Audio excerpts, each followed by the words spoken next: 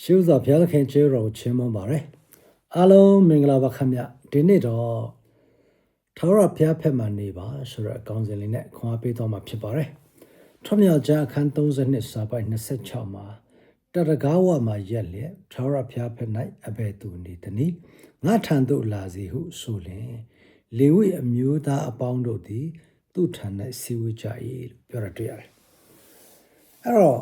ထွတ်မြောက်ခြင်းအခန်း19မှာတော့ကတော့ဘုရားသခင်ကဒီငါ့ရဲ့ပြည်ညံတရားကိုရှောင်မယ်ငါစကားကိုမင်းတို့နားထောင်မယ်ဆိုရင်တော့မင်းတို့ဣသရေလလူမျိုးတစ်မျိုးသားလုံးဟာ12နွယ်လုံးပေါ့နော်12နွယ်လုံးဟာတလောကလုံးကိုတာနာပြုတဲ့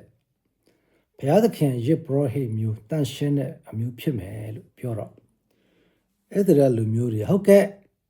ကျွန်တော်တို့ထာဝရဘုရားရဲ့ပြည်ညံတရားအတိုင်းပဲကျင့်ဆောင်မယ်ဘုရားသခင်နားထောင်ပါမယ်လို့သူတို့ကဝန်ခံကြတယ်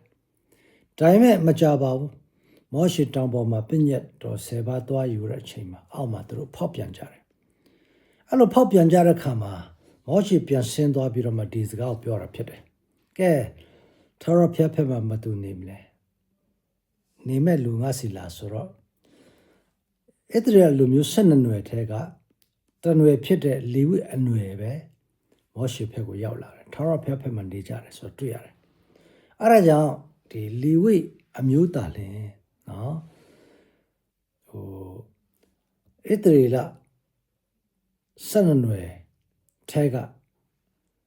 တမျိုးသားလင်ဘာဖြစ်သွားလဲဆိုတော့ထာဝရဘုရားရဲ့ယေဘရဟိအမျိုး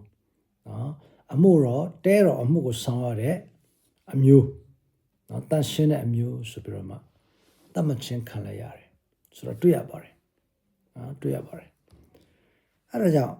ဒီကျွန်တော်တို့လည်းသင်ခန်းစာယူစရာပဲတိပိခန်းနဲ့စာပိုက်ကိုမှာဗာပြောလဲဆိုတော့သင်တို့မူကားမောင်မိုက်ထဲမှာအမွေတော်အလင်းထဲသို့ခေါ်သွင်းတော်မူသောသူဂုံကျေးဇူးတော်များကိုဖော်ပြစေခြင်းကရွေးချယ်တော်မူသောအမျိုးဖြစ်ကြ၏မင်းစည်းစိမ်ရှိသောယေဘရဟိမျိုးတန်ရှင်းသောလူမျိုးပိုင်ထိုက်သောအပေါင်းအသင်းဖြစ်ကြ၏ပြောရတွေ့ရတယ်ဒါကကျွန်တော်ယုံကြည်သူအားလုံးကိုပြောတာဖြစ်ပါတယ်ဒါပေမဲ့ဒီနေ့ယုံကြည်သူအားလုံးကဟာနော်လေဝိလူမဖြစ်ကြပါဘူးနော်ယုံကြည်သူအားလုံးကလေဝိလူမဖြစ်ကြအောင်ဒါသတိပြုဖို့ဖြစ်တယ်အဲ့တော့လေဝိလူကဘယ်လိုဖြစ်လဲခုနဘုရားစကားနားထောင်တဲ့သူဖြစ်တာပေါ့ဟုတ်နော်အဲ့လိုမျိုးဆိုတော့ကျွန်တော်အားလုံးလည်းတကဘာလုံးကိုဟာလားတာနာပြုတ်ဖို့အတွက်ရွေးချယ်ထားတဲ့သူတွေဖြစ်တယ်။တော့ရင်ဘသူကဟာလားတာနာပြုတ်မလဲပေါ့။မင်းစည်းစိမ်ရှိတဲ့ယေဘရဟိဖြစ်မလဲ။နော်တန်ရှင်းတဲ့လူမျိုးဖြစ်မလဲ။ပိုင်ထိုက်တဲ့အပေါင်းအသင်းဖြစ်မလဲ။ဆိုရင်တော့နော်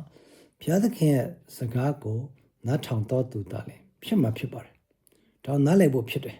။မဿဲခန်း6စာပိုက်24မှာအဘယ်သူမြတ်သခင်တို့အစီကိုမခံနိုင်သခင်တူကိုမုံရတူကိုချစ်မိသခင်တူကိုမြည်ခွေတူကိုမခံမညာပြုမိသင်တို့သည်ဘုရားသခင်အစီကို၎င်းလောကီစည်းစိမ်အစီကို၎င်းမခံနိုင်ကြဒါလိုပြောရတွေ့ရတယ်အဲ့တော့ဒါကျွန်တော်ယုံကြည်သူတွေပြောတာပဲနော်အဲ့တော့ကျွန်တော်ယုံကြည်သူတွေအထက်မှာဟာလားဘုရားရဲ့အစီကိုမခံနိုင်ပဲမခံဘဲနဲ့လောကီစည်းစိမ်အစီကိုခံတဲ့သူတွေရှိတယ်လို့ပြောချင်တာခုနလိုပဲเนาะဘုရားသခင်ဖက်မှာနေတဲ့လေဝိလူရှိတယ်လို့ဘုရားသခင်ဖက်မှာမနေတဲ့ဣသရေလလူမျိုးရှိကြတယ်။ဒါတိုင်းမှာပဲယုံကြည်သူတွေလည်းเนาะတလောကလုံးကိုတဏ္ဍာပြုတ်ဖို့အတွက်ဘုရားသခင်ကရွေးချယ်ထားပေမဲ့ဘုရားဖက်မှာနေတဲ့သူရှိတယ်လို့เนาะလောကီစည်းစိမ်ဖက်မှာနေတဲ့သူရှိတယ်။ဆိုတော့ဘသူကအဲ့ဒါဆိုရင်မင်းစည်းစိမ်ရှိတဲ့ယေဘရဟိမျိုးနော်တန်ရှင်းတဲ့လူမျိုးပိုင်ထိုက်တဲ့အပေါင်းအသင်းဖြစ်မလဲဆိုတော့ဘုရားဖက်မှာနေတဲ့သူပေါ့ဒီလိုမျိုးတွေ့ရတယ်နိပေခန်းနှစ်စပတ်စကူမှာပြောလဲဆိုတော့လွတ်ချင်းခွင့်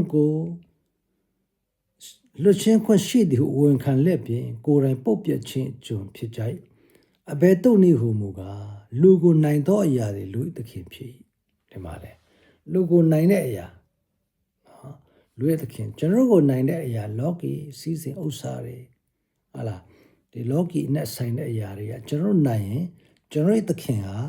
လောကဖြစ်တယ်ဖယားမဟုတ်ဘူးဒီလိုမျိုးပြောချင်တာယောမခန်း16စာပိုက်18မှာလဲနော်အကြောင်းမူကားထိုတုတ်တော်သူတို့သည်ငါတို့သခင်ယေရှုခရစ်အမှုကိုမဆောင်ရွက်ဘဲလျက်မိမိတို့ဝင်းအမှုကိုသာဆောင်ရွက်၍လောကီဝတ်စကားနှင့်ချော့မော့သောစကားအဖြစ်စိတ်ကောင်းသောသူတို့ကိုလှည့်ဖြားတတ်ကြ၏ဆိုပြောတော့နော်အဲ့တော့အလွန်ငွေရဖို့အတွက်ကိုယ့်ရဲ့ဘိုက်အတွက်နဲ့အမှုတော်ဆောင်ကြတယ်တဲ့အဲ့တော့စိတ်ကောင်းတဲ့သူတွေကိုလှည့်ဖြားပြီးတော့မှအလွန်ငွေတဲ့ပေးယူကြတယ်သူတို့ပြောတယ်ဆိုတော့အဲ့ဒါလည်းဘာဖြစ်နေလဲသူ့ရဲ့သခင်ကသူ့ရဲ့ဘိုက်ဖြစ်နေတယ်နော်ဘုရားသခင်မဟုတ်သူတို့ပြောတာတွေ့ရတယ်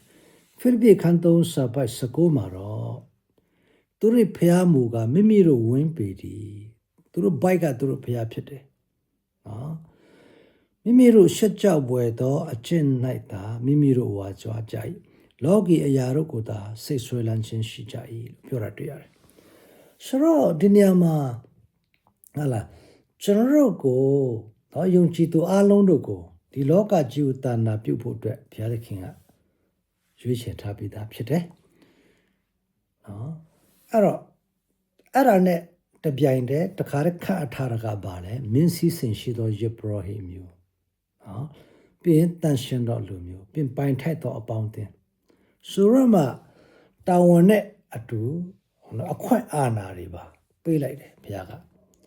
ပေမဲ့အဲ့ဒီအခွင့်အာဏာကိုဘယ်သူတကယ်သုံးပြီးတော့အဲ့တာဝန်ကိုကြည်ပွန်စွာထမ်းဆောင်မလဲဆိုရင်တော့ဒီနေ့ဖယားဖက်မှနေတဲ့သူပဲထမ်းဆောင်နိုင်မယ်နော်အဲ့အခွင့်အာဏာကိုရမှာဖြစ်ပါတယ်လောကဖက်မှနေတော့အဲ့အခွင့်အာဏာမရှိပါဘူးသူတို့အဲ့လှုပ်နေမှာတော့ဖြစ်ပေမဲ့ဖယားရဲ့အမှုတော်ဆောင်ရနေတာမဟုတ်ကိုယ့်ဘက်ရဲ့အမှုကိုဆောင်ရနေတယ်ဒီလိုပြောပါရခင်ဗျဒါကြောင့်ဒီနေ့အပိတ်ချင်ပါတယ်နော်ဘုရားဖက်မှနေပါဘုရားဖက်မှနေတယ်ဆိုတာဘာလဲဆိုရင်တော့လောကကိုစန့်ကျင်ခြင်းဖြစ်တယ်နော်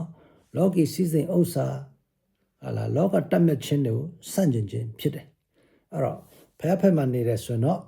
ဘုရားသခင်ရဲ့စကားတော်ကိုနားထောင်အောင်ပါပေါ့နော်ဘုရားသခင်ရဲ့စကားတော်နားထောင်ပါပေါ့အဲ့လိုနားထောင်ပြီးဘုရားဖက်မှနေမယ်ဆိုရင်တော့သင်ဟာနော်ဘုရားသခင်ရဲ့ဂုဏ်ကြီးစိုးများကိုဖော်ပြတဲ့မင်းစည်းစိမ်ရှိတဲ့ယေဘရဟိဖြစ်မယ်တန်ရှင်းတဲ့လူမျိုးဖြစ်မယ်ပိုင်ထိုက်တဲ့အပေါင်းအသင်းနော်အာဗျံကဲ့သို့ဘုရားရဲ့တငယ်ချင်းဖြစ်မယ်လို့ခွာပေးရင်နေကုန်းချုပ်ပါတယ်ဘုရားသခင်နဲ့တင်တော်အားလုံးကိုကောင်းချီးပေးပါစေတော့အာမင်